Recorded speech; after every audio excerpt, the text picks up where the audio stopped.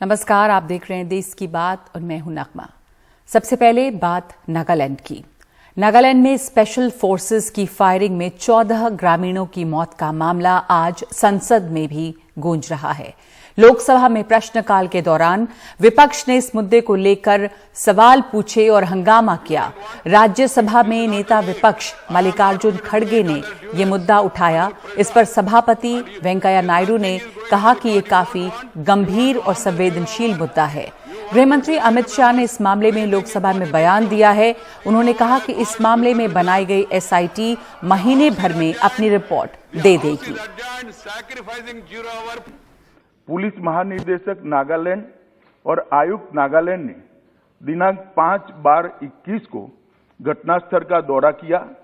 ताजिद police थाने में घटना के बारे में प्राथमिकी दर्ज की गई है और मामले की गंभीरता को ध्यान में रखते हुए इस मामले को राज्य अपराध पुलिस स्टेशन को जांच के लिए सौंप दिया गया है। इस संदर्भ में एक विशेष जांच टीम एसआईटी का गठन किया गया है, जिसे 1 माह के अंदर जांच पूरी करने के निर्देश दिए गए हैं। नागालैंड के इश्यू पे भी हम क्लैरिफिकेशन पूछना चाहते थे। इसमें कॉम्पेंसेशन का मुद्दा था, सूटेड साइट जो ऑर्डर था उसमें क्या हुआ, किसने कहा, ये सब चीजें। तो ये सारी चीजें हम पूछने के लिए तैयार थे। सिर्फ अपनी बात उन्होंने कहकर, और उसमें उन्होंने आखिरी पैरा में ये भी कहा कि गवर्नमेंट रिग्रेट्स। भाई रिग्रेट इसका मतलब क्या है? तो गलती आपने की, ऐसा हो गया। इस मामले में भारतीय सेना के 21 पैरा स्पेशल फोर्स के खिलाफ एफआईआर दर्ज कर ली गई है। एफआईआर में नागालैंड पुलिस ने स्पष्ट रूप से कहा है कि सुरक्षा बलों ने स्थानीय पुलिस को सूचित नहीं किया। यहां पर सरकार में सहयोगी बीजेपी ही घटनाक्रम को नरसंहार बता रही है। कई स्तर पर इस घटना को लेकर विरोध हुआ है। एहतियातन इंटरनेट और एसएमएस सेवा को बंद किया गया है। नागा स्टूडेंट फेडरेशन ने सुबह 6 से दोपहर 12 बजे तक बंद बुलाया। सरकार ने हॉर्नबिल उत्सव को आज के लिए टाल दिया है। तमाम सुरक्षा के बीच आज ग्रामीणों का अंतिम संस्कार किया गया। कल शाम को असम राइफल्स के कैंप पर ग्रामीणों ने हमला किया और आगजनी भी की। भीड़ को तितर-बितर करने के लिए सुरक्षा बलों ने फायरिंग की। इस बीच मामले की जांच के लिए राज्य सरकार ने एसआईटी गठित की है। नागालैंड के मुख्यमंत्री नेफ्यू रियो ने आज प्रभावित जिलों का दौरा किया है और इस मौके पर उन्होंने कहा है कि बेकसूर लोगों को मारा गया है, दुनिया माफ नहीं करेगी। पूरे नागालैंड के लिए ये काला दिन है, इसे कोई नहीं भूलेगा। एफस्पा यानी कि आर्म फोर्सेस स्पेशल ऑर्डर्स जो हैं उनसे उन्हें छूट हासिल है। अंतर्राष्ट्रीय मंचों पर भी एफस्पा को लेकर बहस चल रही है। लोग चाहते हैं कि armed forces special powers act जो है एफस्पा, उसे खत्म किया जाए।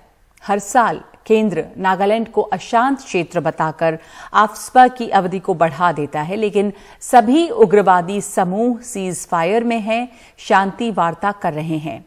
एफस्पा को उग्रवाद के चलते लाया गया, लेकिन उग्रवाद है कहां? उन्होंने armed forces special powers act यानी एफस्पा को लेकर सवाल उठाए। इससे बात किया, वो उन लोग का बहुत सीरियस से ले रहा है। उन लोग को एक केस का 11 लाख दिया और इंश्योरेंस को 50,000 दिया। हम लोग भी हमेशा गवर्नमेंट ऑफ इंडिया से पूछता है ये कि ये रिमूव करो। इसलिए हम हिंदुस्तान है biggest democratic country in the world and this is a draconian law.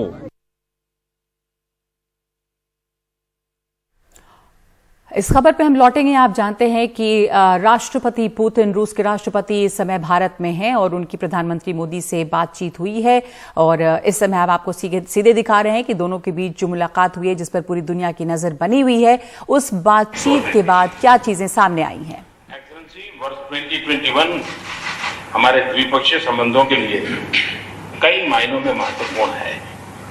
इस वर्ष 1971 की treaty of peace, friendship and cooperation के 5 दशक और हमारी स्ट्रेटेजिक पार्टनरशिप के 2 दशक पूरे हो रहे हैं। इस विशेष वर्ष में आपके साथ फिर मिल पाना मेरे लिए हर्ष की बात है, क्योंकि हमारी स्ट्रेटेजिक पार्टनरशिप में पिछले 20 वर्षों में जो उल्लेखनीय प्रगति हुई है उसके मुख्य सूत्रधार आप ही रहे हैं। Ваше превосходительство, 2021 год является важным для двусторонних отношений по разным причинам. В этом году мы отмечаем 50-летие договора о мире, дружбе и сотрудничестве между Индией и Советским Союзом от 1971 года, 2 десятилетия нашего стратегического партнерства.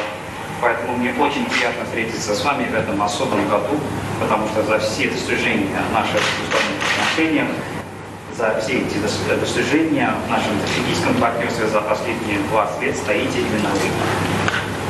पिछले कई दशकों में वैश्विक स्तर पर कई फंडामेंटल बदलाव आए, कई तरह के जियोपॉलिटिकल समीकरण उभरे, किंतु इन सभी वेरिएबल्स के बीच भारत रूस मित्रता एक कांस्टेंट रही है।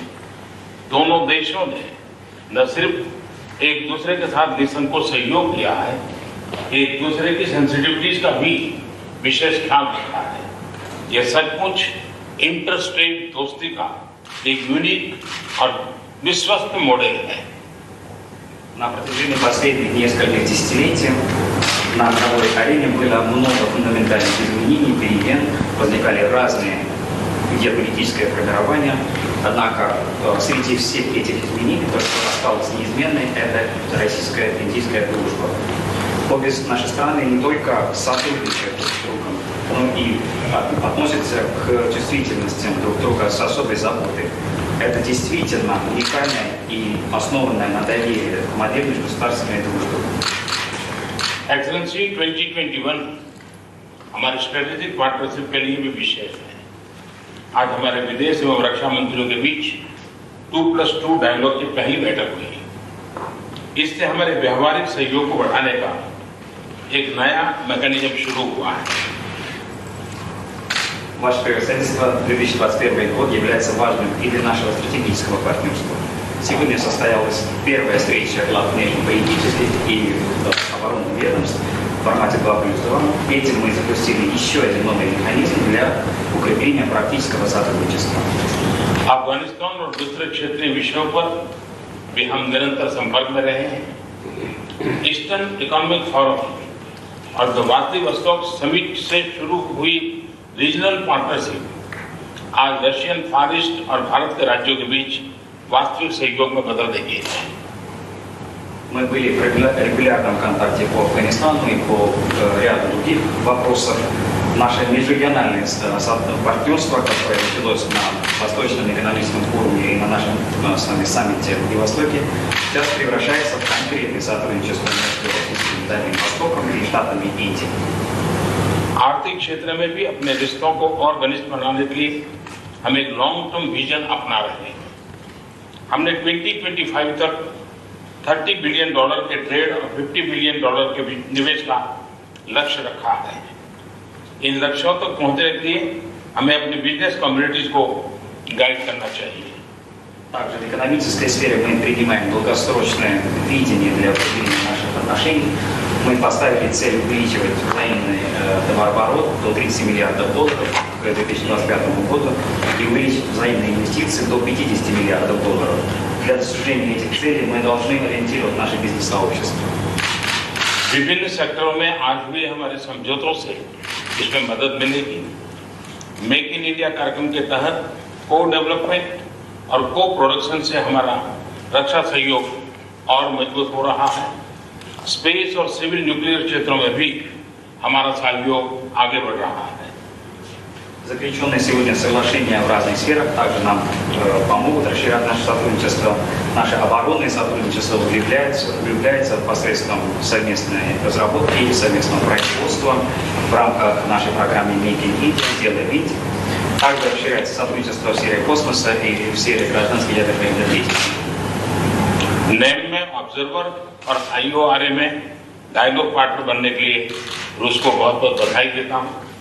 इन दोनों मंचों में रूस की उपस्थिति का समर्थन करना हमारे लिए खुशी की बात थी। अनेक क्षेत्रीय और वैश्विक मुद्दों पर भारत और रूस का एक जैसा मत है। आज की बैठक में हमें इन पर चर्चा करने का अवसर मिलेगा। Хочу поздравить Россию с получением статуса наблюдателя в движении неприсоединения и также статус партнера по диалогу в рамках Ассоциации стран бассейна Индийского океана. Мы были рады поддерживать присутствие России на этих площадках. У Индии и России схожие позиции по многим региональным и глобальным вопросам. Сегодня в нашей встрече у нас будет возможность обменяться мнениями по всем этим вопросам. ऐसे से एक बार फिर भारत में आपका स्वागत करता हूं, आपके डेलीगेशन का स्वागत करता हूं। इतनी व्यस्तता के बीच भी आपने भारत आने के लिए समय निकाला, ये हमारे लिए बहुत महत्वपूर्ण है। मुझे विश्वास है कि आज की चर्चा हमारे संबंधों के लिए बहुत उल्लेखनीय होगी। फिर एक बार आपका बहुत बहुत धन्यवाद। Ваше превосходительство, еще раз добро пожаловать в Индию. Также хочу приветствовать всех членов российской делегации. Несмотря на ваш насыщенный график, вы нашли время посетить нас. Это для нас очень важно. Я уверен, что наши сегодняшние дискуссии будут весьма полезными для наших отношений. Еще раз добро пожаловать. Спасибо. Спасибо большое, уважаемый премьер-министр, дорогой друг. Мне очень приятно быть снова в дружественной стране, в Индии. Dear Prime Minister, dear friends, I'm so very happy to be able to travel here to visit the friendly country of India. Мы проводим саммиты на высшем уровне регулярно, каждый год, поочередно и в Индии, и в России. We're holding summits every year, taking turns in India and in Russia. К сожалению, в прошлом году мы пропустили из-за пандемии. Unfortunately, we had to skip last year because of the pandemic. Но все равно наша очередь приезжать в Индию, я благодарю вас за приглашение. Still, it is our turn to travel to India, so I'd like to thank you for your invitation. Мы относимся к Индии как к великой державе, с дружественным нам народом и с замечательной предысторией наших отношений. We perceive India as a great power, a friendly nation, and a time-tested friend. Отношения между нашими странами развиваются, устремлены в будущее. The relations between our countries are developing and are looking into the future. Если в прошлом году у нас наблюдался спад товарооборота на 17 с лишним процентов, то за первые 9 месяцев текущего года рост составил уже больше 38%. Last year, the trade has decreased by 17%. This year, in the first 9 months of this year, we see an increase by 38%. И у нас, безусловно, есть все возможности достичь тех уровней товарооборота, о которых вы сказали. And naturally, we have every opportunity to reach the levels of trade that you have spoken before. Это касается и инвестиционной деятельности. And the same applies to investments. Сейчас 38 миллиардов, примерно равно распределяется, чуть больше инвестиций с российской стороны. Right now, the mutual investment stands at about 38 billion, with a bit more investments coming from the Russian side. Но мы действительно сотрудничаем, работаем в очень важных, перспективных направлениях. We are truly cooperating and working on very important and promising matters. Это касается энергетики, это касается высоких технологий, включая космос. That applies to the energy sector and high tech, including space. И уверен, что здесь программы, о которых мы говорили, будут реализованы, в том числе и подготовка индийского космонавта.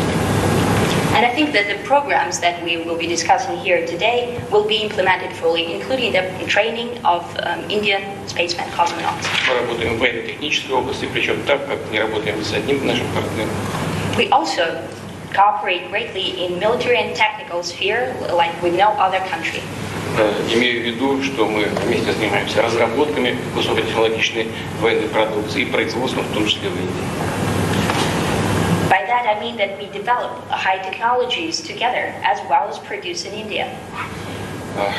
У нас есть еще очень важная повестка, которая, безусловно, представляет интерес как для Индии, так и для России. Я имею в виду все, что связано с заботой об окружающей среде.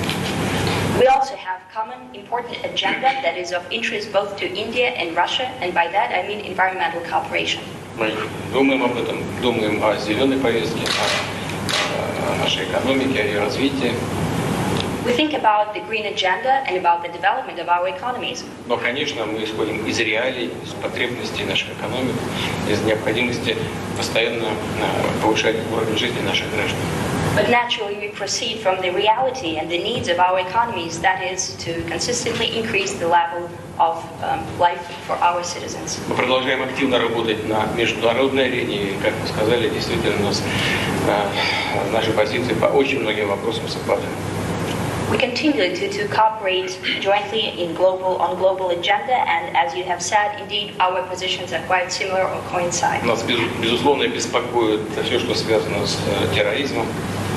Naturally, we are concerned about everything that has to do with terrorism. И борьбой с ним, даже как с наркотиками, с организованной преступностью. I mean the fight against terrorism, also fighting drug trafficking and organized crime. В этой связи, конечно, нас не может не беспокоить ситуация и то, как она развивается в Афганистане. And with that regard, naturally, we are concerned about the developments of the situation in Afghanistan. Ну и вот наши коллеги здесь, министр иностранных дел и министр обороны, это первая встреча в таком формате, но говорит о том, что мы продолжаем развивать отношения и на международной арене, и в военной сфере, непосредственно в военной сфере. As we have our colleagues with us today, I mean foreign ministers and defense ministers, after their inaugural meeting, that means that we continue to develop our cooperation on the international agenda and in the military sphere. Мы проводим совместные военные учения. We hold joint military exercises. И на территории Индии, на территории России. Мы благодарны вам за это внимание к этой составляющей нашей работы. We hold joint military exercises both on the Indian and Russian territory. I'd like to thank you for your attention to this component of our cooperation. Намерены и дальше работать по этому направлению. And we intend to work further on that matter. И еще раз большое вам спасибо за приглашение. Once again, thank you very much for your invitation. Thank you.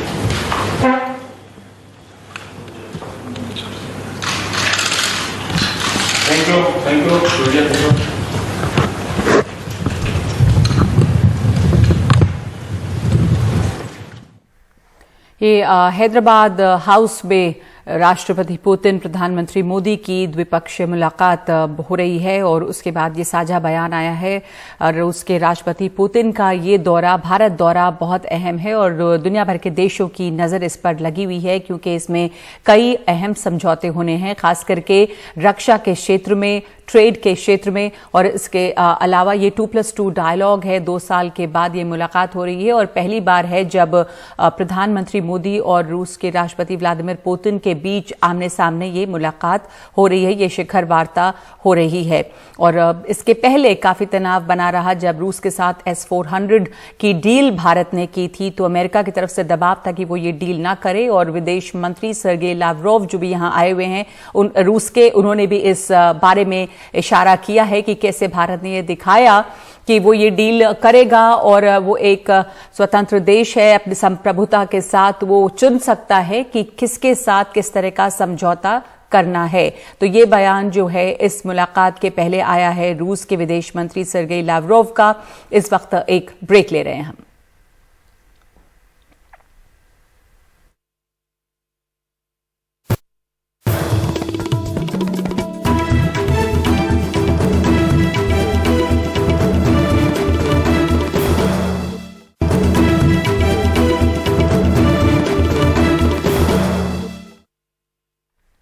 रूस के राष्ट्रपति Vladimir Putin यहां पे भारत दौरे पे हैं। कुछ ही देर पहले प्रधानमंत्री मोदी और रूसी राष्ट्रपति पुतिन के बीच मुलाकात हुई है।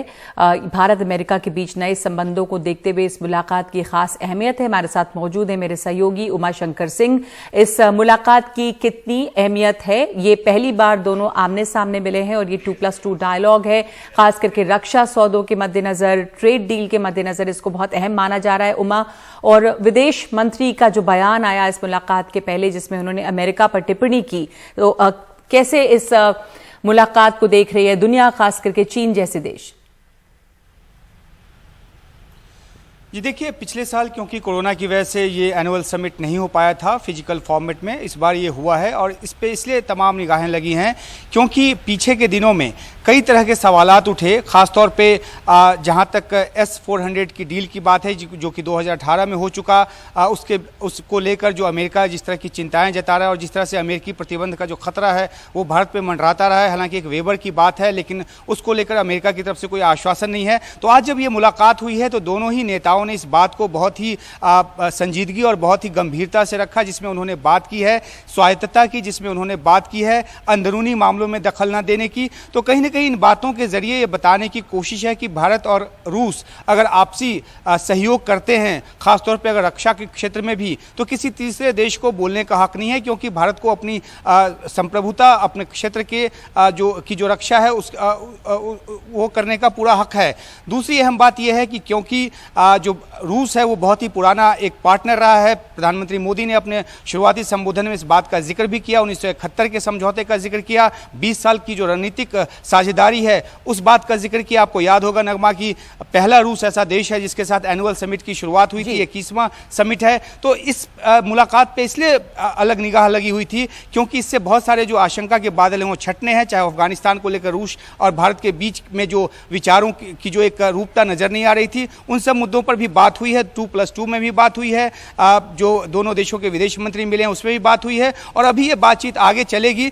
थोड़ी देर के बाद फॉरेन सेक्रेटरी जो है वो ब्रीफ करेंगे और इस पूरी मीटिंग का जो लबुलुआब है वो सामने रखेंगे कि आखिरकार क्या कुछ हासिल हो पाया। जी बिल्कुल, बहुत बहुत धन्यवाद आपका उमा। इस मुलाकात की अहमियत है और इसके ऊपर निगाहें टिकी हुई हैं कि इसमें किस तरह की डील सामने आते हैं और सामरिक दृष्टि से भी मुलाकात की काफी अहमियत है। इस वक्त इसकी बात में हम एक ब्रेक ले रहे हैं।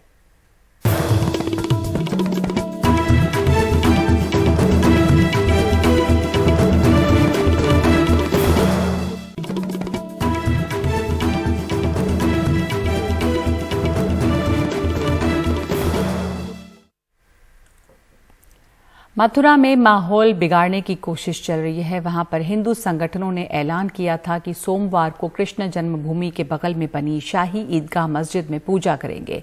इसके बाद पूरे मथुरा में धारा 144 लगा दी गई। पूरे दिन यूपी पुलिस फ्लैग मार्च करती रही।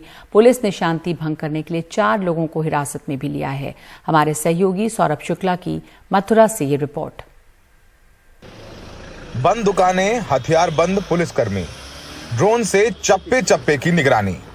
ये तस्वीरें हैं श्री कृष्ण की नगरी मथुरा की, जिसे सोमवार को छावनी में तब्दील कर दिया गया। श्री कृष्ण जन्मभूमि और ईदगाह मस्जिद में आरएएफ और पीएसी की तैनाती की गई। मथुरा पुलिस की एक special team round the clock 24 घंटे सोशल मीडिया के सभी प्लेटफॉर्म्स के ऊपर नजर रखे हुए है। उसका कोई भी अगर उल्लंघन करने का प्रयास करेगा तो very strict action will be taken. Sir, ये डिप्लॉयमेंट कब तक रहेगा? देखिए, आज के लिए डिप्लॉयमेंट किया गया है, उसके बाद आगे चल के निर्णय इसको लिया जाएगा। पुलिस सुरक्षा में शाही ईदगाह में नमाज पढ़ाई गई। मुस्लिम पक्ष पुलिस की तैयारी से संतुष्ट नजर आया। स्वादपूर्ण वातावरण को बिगाड़ने का लोगों ने प्रयास किया। प्रशासन ने अपने माकूल इंतजाम किए हैं। उसके अलावा दोनों धर्मों के लोगों ने आगे आकर ऐसी सांप्रदायिक ताकतों को उनके मंसूबे कामयाब ना हो इसके लिए पूरे प्रयास किए हैं। कहीं कोई विवाद है ही नहीं। बाहरी शक्तियां, बाहरी ताकतें जो 2022 के चुनाव को मद्देनजर रखते हुए ये सांप्रदायिकता का जहर घोलना चाहती हैं, लेकिन स्थानीय जनता ने उनको सिरे से नकार दिया। पुलिस ने मंदिर के सामने नारे लगा रहे 4 लोगों को धारा 144 का उल्लंघन करने के लिए हिरासत में लिया। श्री कृष्ण जन्मभूमि ट्रस्ट की तरफ से भी पुलिस का सहयोग किया गया, लेकिन ट्रस्ट के सचिव कपिल शर्मा का कहना है कि काशी अयोध्या की तर्ज पर मथुरा का भी विकास होना चाहिए। ऐसे किसी प्रकार के आह्वान को करते समय अपनी सामर्थ्य, देश काल और परिस्थिति, कोई भी संगठन हो, कोई भी व्यक्ति, उसको अवश्य देखना चाहिए। ये एक बहुत बड़ा विषय है, बहुत बृहद विषय है। ये तो जो भी होगा हमारे हिंदू धर्म, सनातन धर्म के छत्र, हमारे संत महंत, उनके निर्देश पे होगा। दरअसल हिंदू महासभा ने 6 दिसंबर को मथुरा ईदगाह में पूजा का ऐलान किया। उप मुख्यमंत्री केशव मौर्य के ट्वीट ने इशारों में इसे हवा दी। पुलिस ने धारा 144 लगाकर हालात संभाले तो सोमवार को मथुरा में शांति व्यवस्था बनी रही। लेकिन अंदेशा ये बना हुआ है कि कहीं यूपी चुनाव से पहले मथुरा में भी माहौल गरमाने की कोशिश तो नहीं की जा रही। असामाजिक संगठनों का काम है कि ऐसे बयानबाजी करना, लेकिन समस्या तब है जब एक धर्मनिरपेक्ष संविधान को मानने वाले प्रदेश के उप मुख्यमंत्री कहते हैं कि काशी और अयोध्या के बाद अब मथुरा की बारी है। तो जब उप मुख्यमंत्री ये बात कहें तो सवाल उठेंगे, चर्चा होगी। तो सोचिए, जो मथुरा का मुद्दा चर्चा का विषय नहीं था वो चर्चा है। यहाँ मीडिया की तैनाती है, पुलिस की तैनाती है और माहौल बनाया जा रहा है। सहयोगी अशोक महाले और सौरभ गौतम के साथ मथुरा में सौरभ शुक्ला, एनडीटीवी इंडिया।